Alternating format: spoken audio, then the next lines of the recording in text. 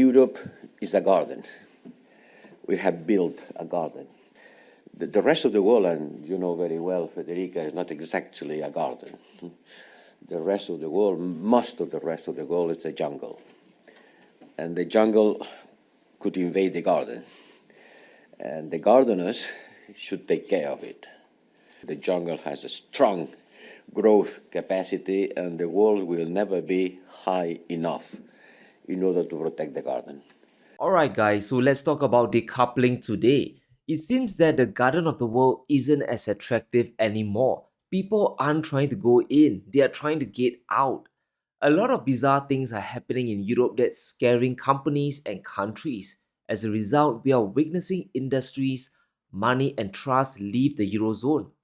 China, who's doing massive business in the EU, they are packing up their bags and they're heading home. Investing and doing business there is becoming painful and risky. The EU is considering imposing tariffs on Chinese EVs now. It's the same playbook as the US. Import taxes to prevent the cars from coming in. A 20% tariff would damage $4 billion worth of trade. It would mean 125,000 fewer Chinese EVs in the Eurozone. And it looks like Germany is fully on board the idea. Just listen to the foreign minister, Baerbock. I don't want to be brutally confronted a second time, with others taking advantage of our naiveness. So it looks like a wave of tariffs is coming for China indeed. While this would hurt companies back in Beijing, it would backfire badly on Berlin. When you decide to cut away Chinese EVs, you also attack the rest of the supply chain in your country. The situation is already very bad. The German government is taking away subsidies for EVs, which is going to crush demand. EVs are very expensive in the country. Without all the government incentives, sales are expected to drop by 14% in 2024. Germany is beginning to regress back to gas-powered cars and hybrids. The signals are very clear to Chinese firms here. The EV demand in Germany is going to collapse on a cost basis. Consumers simply can't afford it. In addition, taxes will be slapped onto electric cars imported from China. So the cheaper options are out as well. And if organic demand is collapsing and punishments are coming, there isn't a need to establish an industrial base in Germany. Manufacturers of key parts in the supply chain like batteries aren't needed anymore. Chinese companies like SVOLT and CATL are halting their growth plans in Germany.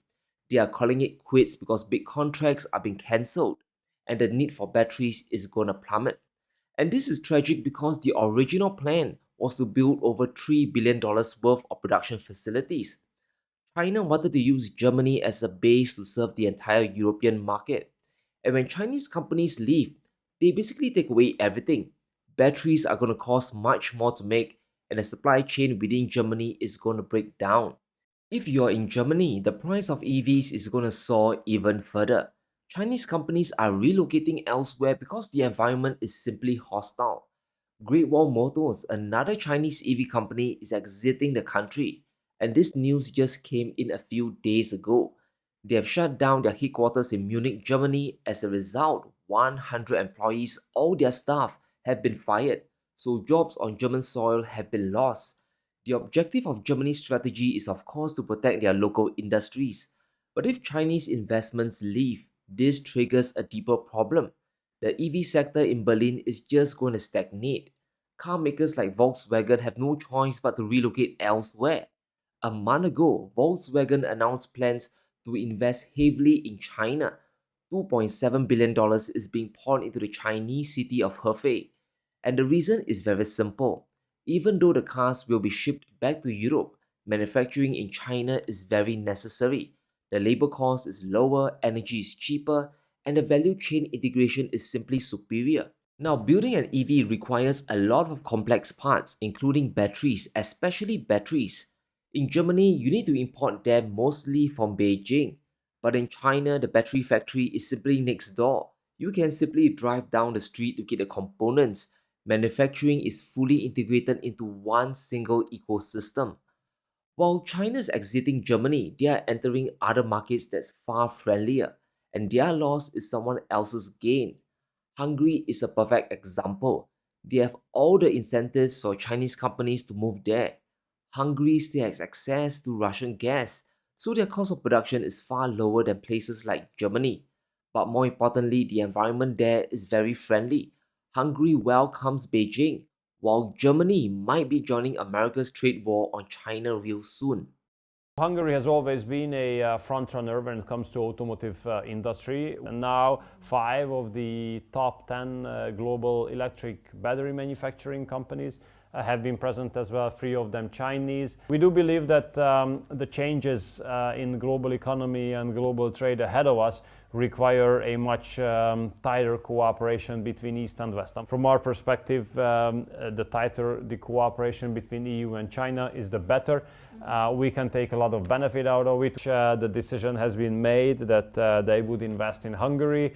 They contribute a lot to the growth path of our national economy with this investment. So we are super happy with these state-of-the-art type of technological investments of Chinese companies to Hungary.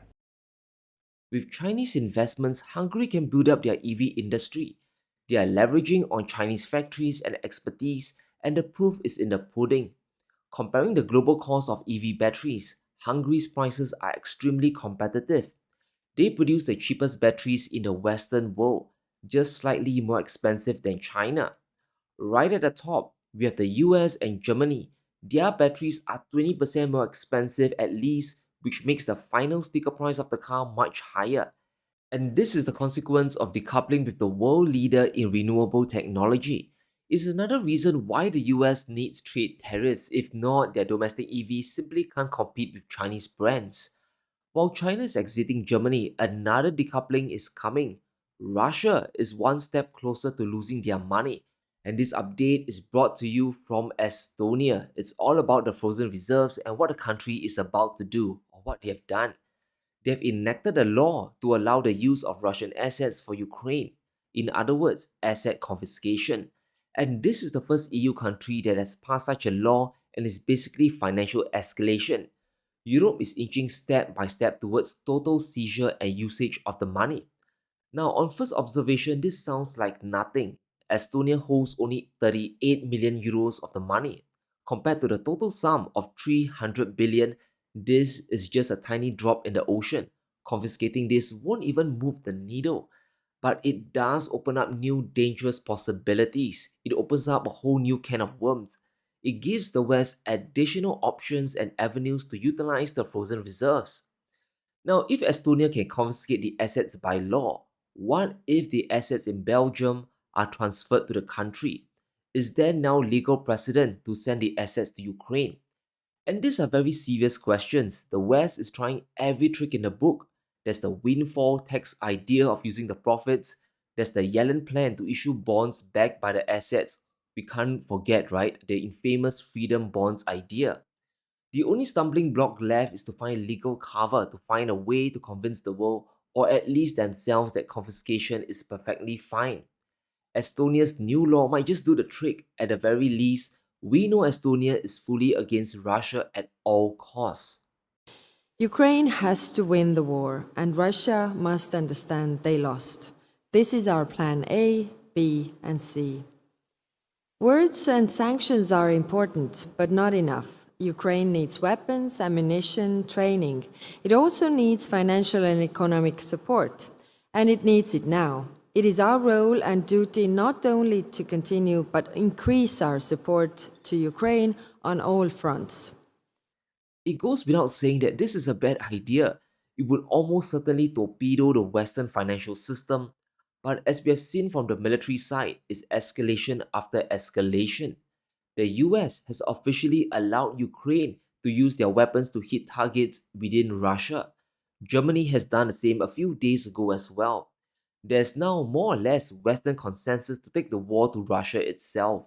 And if that's the case on the front lines, it's safe to say that the frozen assets are finished as well. It's just a matter of time. It's critical we pay attention, because the moment this happens, everything will change.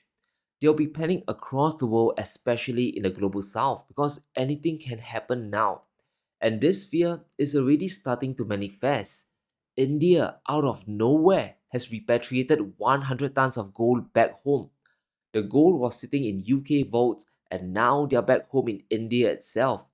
This is the first since 1991 and is truly a historic moment. This is another clear sign that the global financial system is decoupling. East and West, they are simply breaking apart. And that's why freezing Russia's assets was a bone-headed bad idea, and trying to confiscate them now is only going to make things even worse. India bringing gold back home is not really a surprise.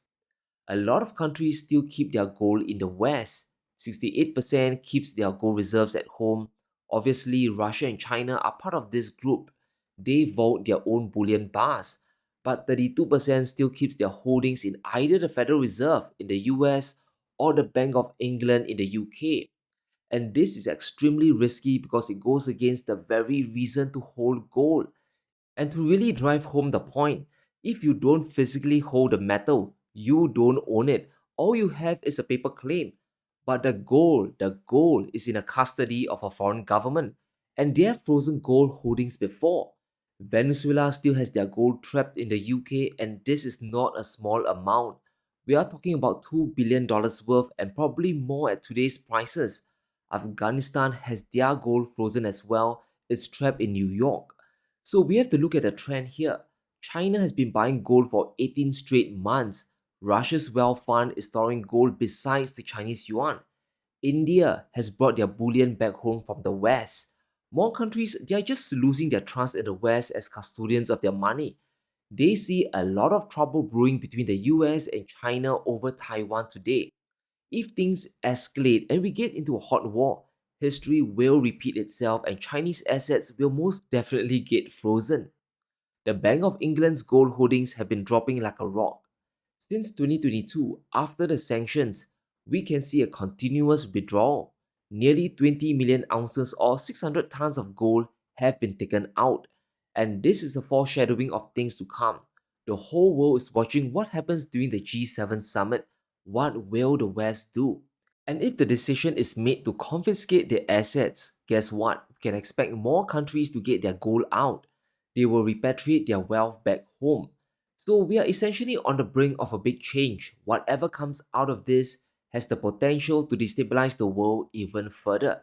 US weapons can now strike targets in Russia. Ukraine can now do that. And if that doesn't work, the next step could be to seize the assets completely to restock Ukraine. The gloves are coming off, and I think we have to prepare for more economic shocks in 2024. Will Ukraine strike even more refineries, and this time using missiles, not drones, but missiles? And how will this affect the oil markets and inflation? A lot of questions that need answers. And if we consider what Kaja from Estonia said, the West doesn't have a plan B, and their plan A is to fight all the way until the bitter end. So it's really time to brace for impact. But as always, let me know what you think. Will more Chinese companies leave Germany? Will more gold start leaving the West? Let me know in the comments below. Stay safe, be sure to smash the like button and subscribe as we navigate through these crazy times.